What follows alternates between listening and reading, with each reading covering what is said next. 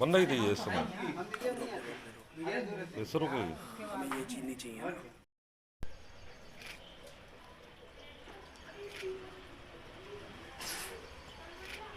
एक मिनट ऐसे ही रहना।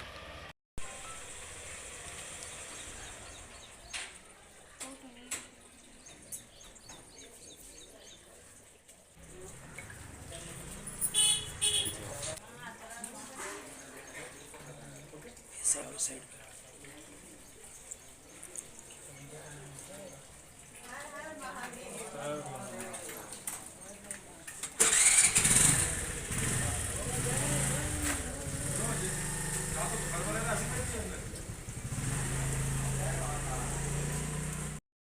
सर्वप्रथम आपका नाम जानना चाहेंगे।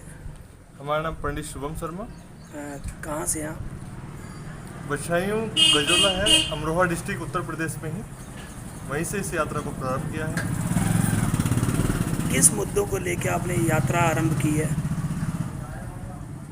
हमारा मात्र उद्देश्य अपने देश के युवाओं को जागरूक करना, वृक्षारोपण, एनवायरनमेंट के लिए, जल बचाओ संदेश के लिए, जिससे कि हमारे देश में आज देखा जा सकता है कि लॉकडाउन से पहले एक समय ऐसा स्थिति आई जहाँ पे दिल्ली के अंदर हमारे ऑक्सीजन कैफ़े खुल चुके थे। उसको सोचते हुए हमारे दिमाग में आया कि हमारे देश को पर्यावरण सुरक्षा की ज़रूरत है, जल बचाने की ज़रूरत है, और उसी के साथ में अपने भाईचारे को, अपने कल्चर को आगे लाने की ज़रूरत है।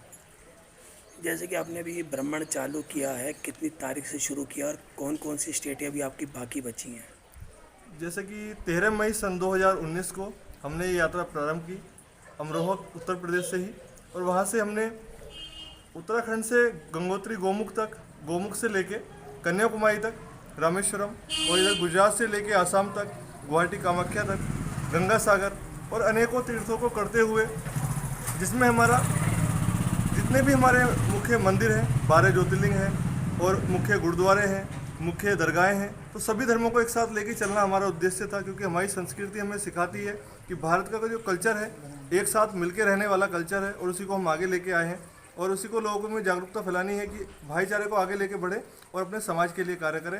और हमारी यात्रा जो अखंड भारत की यात्रा थी वो हो चुकी है, जिसमें अभी 4 स्टेट बाकी हैं: हिमाचल, जम्मू कश्मीर, पंजाब, हरियाणा, और उसी के बाद घर प्रस्थान होगा। जैसा कि सुनने में आया कि अभी आपकी शादी भी नहीं हुई है, मात्र 24 वर्ष की आपकी आयु है, तो ये जानना चाहेंगे, जैसे कि घरों में अमूमन ये बात आ जाती है कि आप इतनी बड़ी आपने संकल्प लिया है और लगभग 2 वर्ष होने को आ गए हैं, तो क्या आपके घर वालों ने आपको रोका नहीं इस चीज़ के लिए? इतना आसान नहीं था हमारे लिए भी, क्योंकि 22 साल की उम्र में इस चीज़ को सोचना, जबकि 20 साल से मेरा लगातार कार्य चल रहा था। जब मैं 20 साल की एज में था, मैं बीकॉम फर्स्ट ईयर में था, तब मेरे मन में ऐसा कुछ भाव हुए कि अपने देश के लिए, अपने समाज के हित में कुछ कार्य किए जाए, अपनी संस्कृति को आगे लाया जाए, उसी के साथ भाईचारे को भी आगे लाया जाए। तो 1.5 साल निरंतर वर्क करने के बाद, पूरे भारत को जानने के बाद, सभी चीज़ों को, एक एक छोटे छोटे पॉइंट को जानने के बाद, रूट मैप देखने के बाद पूरे भारत के, उसके बाद हमने घर वालों से परमिशन लिया। तो 6 महीना हमें घर वालों को समझाने में लगा, मम्मी पापा को समझा के सबको संतुष्ट करने के बाद 13 मई को ये चीज़ हमने प्रारंभ किया 2019 में। और आज 2 साल से घर के सभी लोग हमारे पूरा सपोर्ट कर रहे हैं, और उसी के साथ में एक मानसिकता हमारे देश में फैल चुकी है कि लोग मांगना खाना हमारे देश में शुरू कर दिया है, जिसकी वजह से बच्चों का किडनैपिंग भी होता है और बहुत सारी चीज़ें होती हैं। तो हम ये कहेंगे कि जो भी, अगर आपको लगता है कि हमें यहाँ पे कुछ देना चाहिए, तो जो भीख मांगने वाले बच्चे हैं उनको कराना है तो आप उनको पढ़ाई कराइए, उनको अच्छी जगह पे रखिए, लेकिन उनको भीख ना दें, सिर्फ भोजन दें, और पैसे की हेल्प कभी ना करें।